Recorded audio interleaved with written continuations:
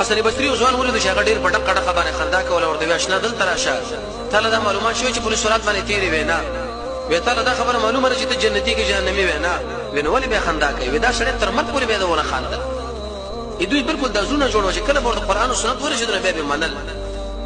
تاثر د الله او د رسول الله فسو عبد الله بن عباس فرمایي چې کله سړی ګناه وکړي دا پر خپل ګناه باندې خاندي دخل النار وهو يبكي دا سړی بل اور لور داخل کو به بچای سړی ګناه وکړو به خاندي یحیی بن معاذ فرمایي چې څلور خوینه دي چې دا انسان لپاره بالکل خوشالي نه پریدي یو د آخرت غم دی دویم د ژوند غم دی دریم د ګناهونو او څلورم د مصیبتونو دردونه عبد الله بن مسعود فرمایي چې کوم سره د قران ولې لکه دا تاسو ګور د قران ولا خلګي وی چې کله خلک د شپې ودی په کار ده چې د الله له ولاړي چې ورځ راشي داخله ډوډۍ خو په کار ده چې د روزي نشي چې خلک کله خوشالي نه د قران ولا نه په کار ده چې د غمجن شي چې خلک کله خاندي د قران ولا نه په کار ده چې د وجاړي چې خلک کله په غب شپ کې ور اخته شي نو د په کار ده چې خاموش پاتې شي چې خلک کله په تکبر کې اخته شي د په کار ده چې ډیر عاجزي وکړي ترڅو پورې فرق په دې خبره باندې راشي ابن ابراهيم په نوم باندې عالم تیر شوی دی هغه ناشنا خبره کړې ده ویلې سل العبد صاحب دیو بندر پرم د شو ملګری نشته لکه غم او یرا غم په بار د هغه ګناهونه کې چې کوم تیر شوی دی الله ته ما سره هغه کې څه کوي او خو په بار د هغه څه چې یا رب سبا ما باندې سنځدي سبا ما باندې سره شي د باج حکمونو دا خبره نقل له وې کوم سره چې غمجن شو بغیر د غدریو شین نه ودا سره بالکل غم او خوشالي پیژنې یو د سره د ایمان غم چې د عمر په ایمان ختميږي کنه دویم د الله د امر غم سره شي هغه بدله پوره کیږي کنه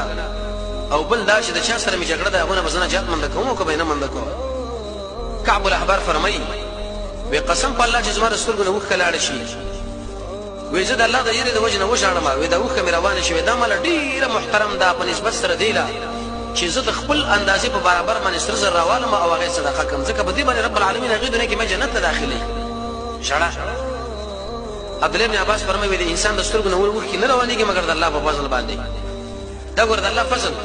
حدیث کې دا مرجوی دا د انسان بدبختی چې د سترګو نه وخ کې نه روانيږي تمیم داری به دا قائد بار ویلې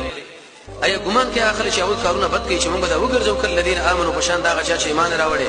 او عملوا الصالحات او نیک عملونه کړي بده شهادت چې د ژوند او مرګ برابر الله ډېر به فیصله کړي عمر بن عبد العزيز بدا قایتونه ویلي دا توفونه بلوي د خلکو لغاړي کور واچو مودا زنجیرونه ورته په دې کوګي اشوم او به د جهنم کې راکاږم ودا به بار ویلو سبب پورې ان شاء الله داخل جوړ خلک وو د عیسی علیه السلام ناشنا طبيعت چې کله په قیامت ته په خوا کې آیات کې چې غبي واله او به ویلي ابن مریم له مناسب نه دی چې هغه په مخ کې قیامت ذکر شي هغه خاموش پاتې شي کړي کبه وکړه او چې کله به موعظه چا ورته وعظ بیان کې وې د ګوري خځه غونډه وازونه به وکړه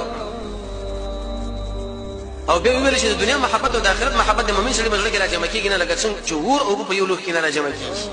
دا خبره به بار کولې حاصل دا چې انسان باید په هر حالت کې غمگین وشيږي چې کله انسان ځته خندا کوي نو یاد ساته چې انسان بل جنت نه ماني دي څو نقصانونه یاد ساتي یو نقصان به دا چې علما او عاقلان خلک به ستاسو بدی بیانوي ودا چې جاهل دي خو له وازن ولې دار وخت خاند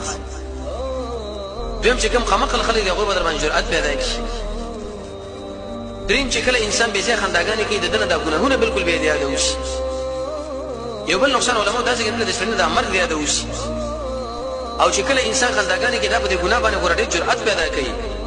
او هغه انسان چې هغه سره خندا د وجنه خندې ګوره هغه ګناه کې مسره شریک شوی او کته جاهل به خندا پر جهل نورم زی شو کته عالم شو ګوره ستاسو علم نه به نقصان درکې دا به ځای خندا او دا بیا ساتي چې کله انسان خاندي به ځای په دنیا کې به انسان زمونږ الله دا وژړي دا وجه څه ده یو وجه دا چې د سړی آخرت نه مني او بل ناشنا وجه علماء دا ذکر کړی دا چې دا سړی د رب العالمین په اړه کې د شاهدان لري چې هغه په ما باندې پوهه دی او حالانکه امام طبرانی روایت پیش کړی دی افضل الايمان ان تعلم ان الله معك حيث ما كنت بهترین ایماندار چې د شاهدان ولري چې په کوم ځای کې هم د الله ما ویني نو حاصل دا درې سوه شپېته خویونو کې یو خوی دا چې بې ځایه خوشحالي سړی نه کوي دا به جنت ته ورځي او کله انسان چې بې ځایه خوشحالي نه کوي او خنداګانې کوي او تکبر کوي واقع چې دا به جهنم په طرف روانېږي رب العالمین د قرآن او سنت بشریت موږ تاسو سره نصیب کړي وصلی الله تعالی علی خیر خلقه محمد و آله و صحبه اجمعین.